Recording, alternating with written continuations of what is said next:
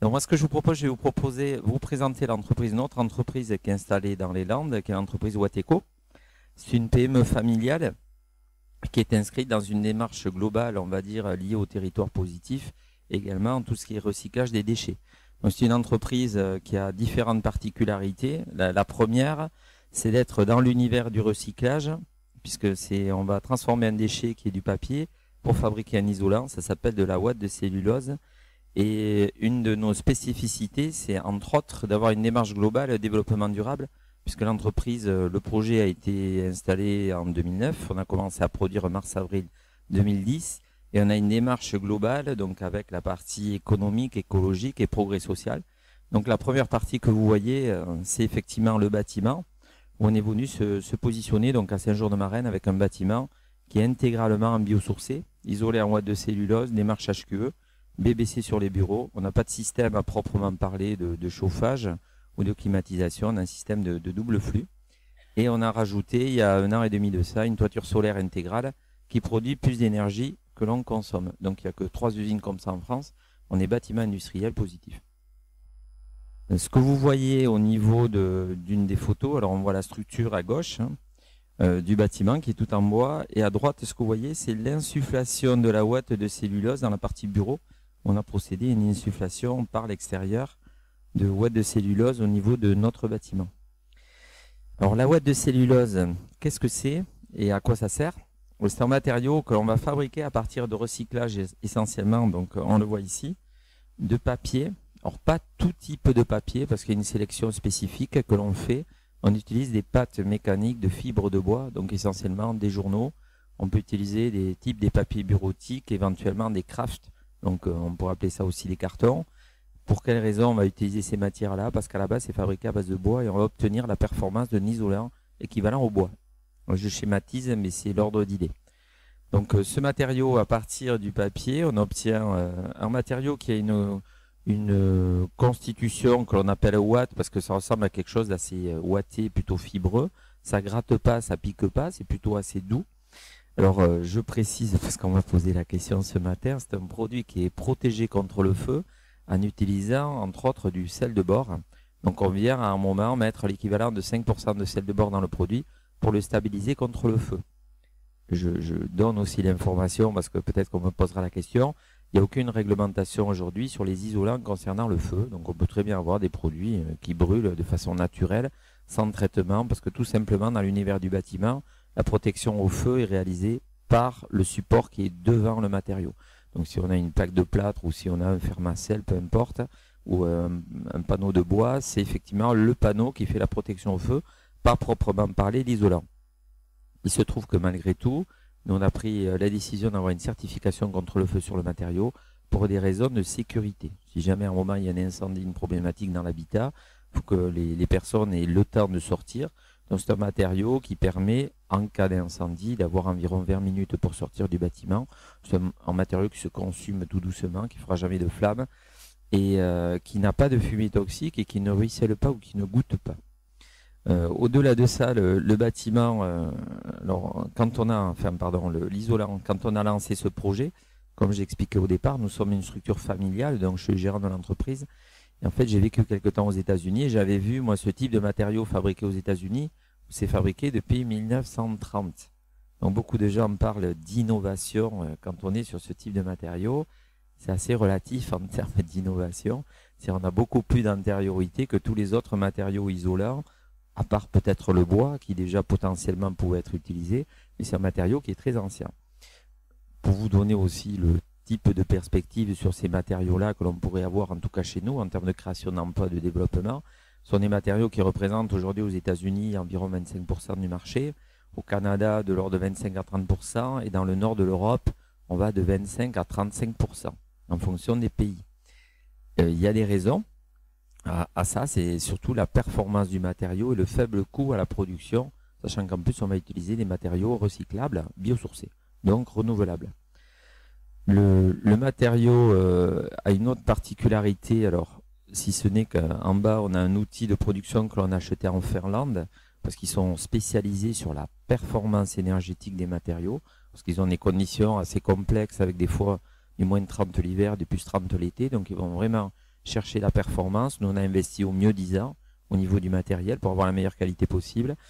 Et un élément aussi qui est intéressant dans l'ensemble de la démarche de Wateco, donc on passe par l'écologie, l'économie, on essaie d'avoir quelque chose de très performant en termes de pertinence de prix pour la mise sur le marché. Ce sont des produits aujourd'hui qui valent le prix des laines minérales et de ce qu'on peut trouver de moins cher sur le marché, mais qui sont beaucoup plus performants. L'autre intérêt qu'il peut y avoir dans l'ensemble de la démarche que l'on a, qui rejoint l'économie circulaire, c'est que plus de 50% aujourd'hui de nos approvisionnements sont des approvisionnements en circuit court, sur lesquels on va travailler sur la collecte et du recyclage de matière via soit des communautés, soit éventuellement des collectivités, sur lequel on va effectivement acheter à un coût économique qui soit intéressant pour tous les acteurs, une matière pour la recycler chez nous. Donc c'est le cas par exemple de partenariats que l'on a sur les Landes, avec, sur le 64 avec la communauté Emmaüs, le village de l'Escar, où on collecte à peu près l'équivalent de 200 tonnes à l'année. C'est le cas aussi de Landes de Partage, on a différentes associations, de clubs sportifs. Donc on a aujourd'hui environ 120-130 partenariats de collecte des matières en circuit court pour pouvoir le transformer chez nous en matériaux. Bon, une autre particularité, c'est vrai que je ne vous l'ai pas dit non plus, mais on est assez impliqué dans une démarche locale et nationale. Il ne faut peut-être pas que je m'approche d'Eric parce qu'il fait des vibrations. On est un matériau qui est 100% français au niveau de l'approvisionnement des matières, en français et basque. Parce que moi j'habite au Pays Basque, donc on a aussi des matières qui viennent du Pays Basque, mais on est vraiment sur un travail en circuit court et sur une valorisation au maximum sur notre territoire de la matière. De la même façon, sur tout ce qui est commercialisation du matériau, on va essayer au maximum d'avoir une commercialisation qui va plutôt s'axer, on va dire, sur le Grand Sud-Ouest. Donc on évite, moi j'en vois pas des camions rouler à Lille, je vois pas tellement l'intérêt, je préfère privilégier un développement régional, avec un axe s'il faut descendre un peu sur le nord de l'Espagne, sur le Pays Basque espagnol, plutôt que d'éviter d'aller faire du carbone avec des matériaux qui contiennent beaucoup d'air, donc du coup qui vont nécessiter beaucoup de carbone pour faire du roulage. Donc ce que l'on voit là, c'est les différentes applications, pour ceux qui ne connaissent pas. Donc c'est un matériau qui peut s'appliquer dans tout type d'utilisation, que ce soit en construction neuve ou en rénovation. Ce qui est le plus courant, c'est ce que l'on voit ici, là. C'est le soufflage en comble perdu, où très souvent vous avez un comble, on vient souffler l'équivalent d'un matelas. C'est l'utilisation ou la mise en œuvre, c'est équivalent à ce qu'on peut trouver en matériaux conventionnels. Il n'y a pas vraiment de spécificité sur le produit. Il y a une deuxième application, celle du milieu, qui est assez intéressante, qui va être, on appelle ça de l'insufflation. On va remplir tous les vides d'air potentiels que l'on peut avoir à un moment au niveau des parois d'un bâtiment. Donc que ce soit un bâtiment collectif, industriel, individuel, il n'y a pas vraiment pour nous de problématique au niveau de la mise en œuvre. On a du matériel avec une machine, là, rouge en bas, on a différents types de matériel, fabriqués par les Allemands depuis plus de 45 ans, sur lequel on a la capacité de pouvoir régler les densités que l'on souhaite. Je ne sais pas si je vais pas abandonner le micro.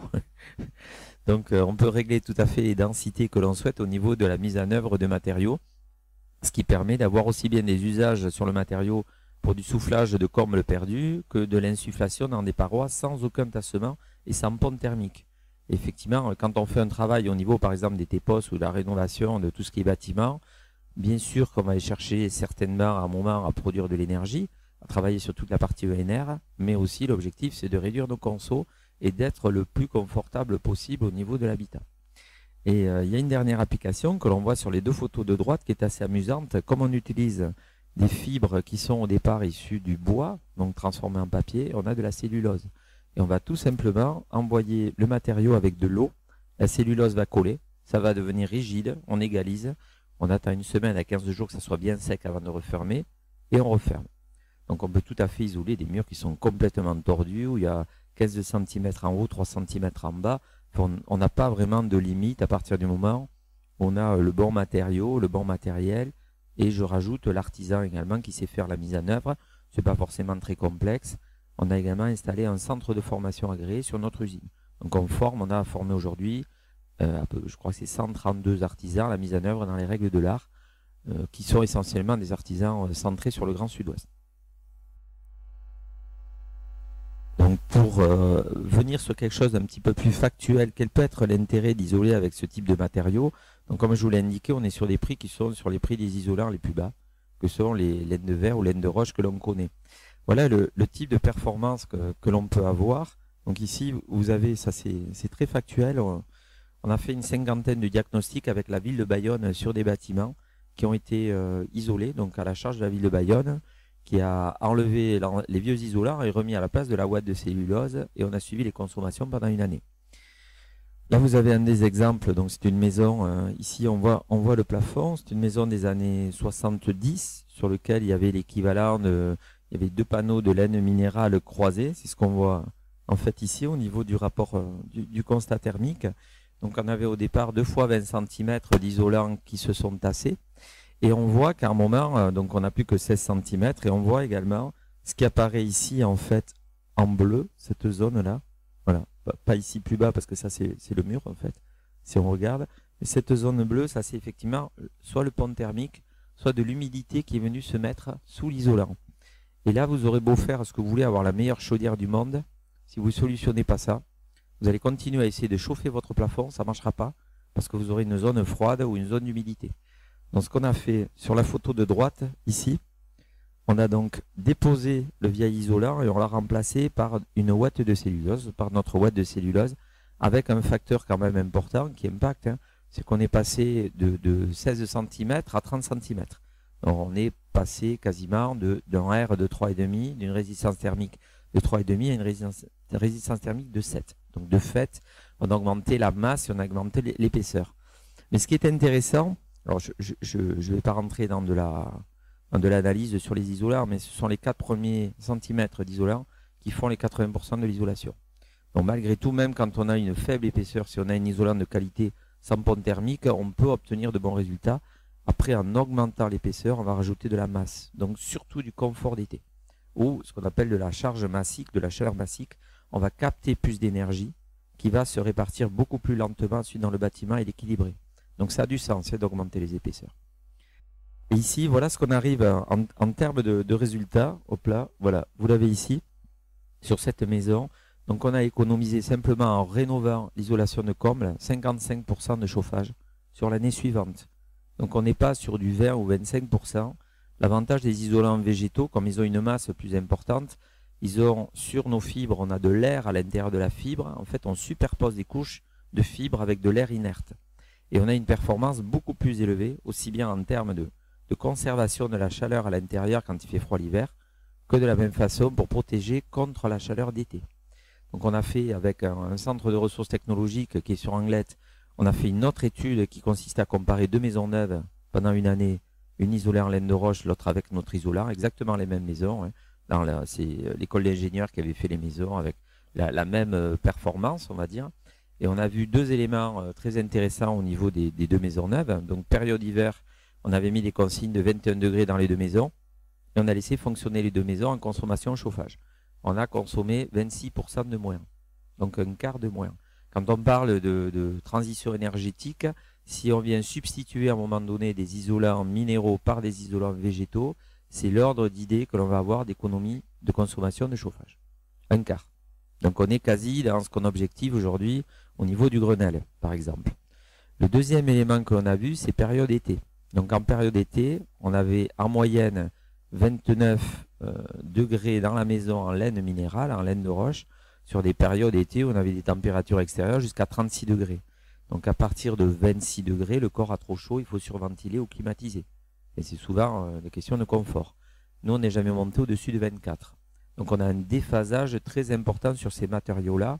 En termes de confort, c'est vrai que souvent on parle d'énergie pour chauffer, mais tout ce qui est chaleur est également un phénomène très important. Donc il faut aussi, sous nos climats qui peut-être prennent des degrés, en tout cas c'est ce que semble dire un certain nombre d'observateurs, il faut aussi penser à un moment donné à tout ce qui est confort d'été.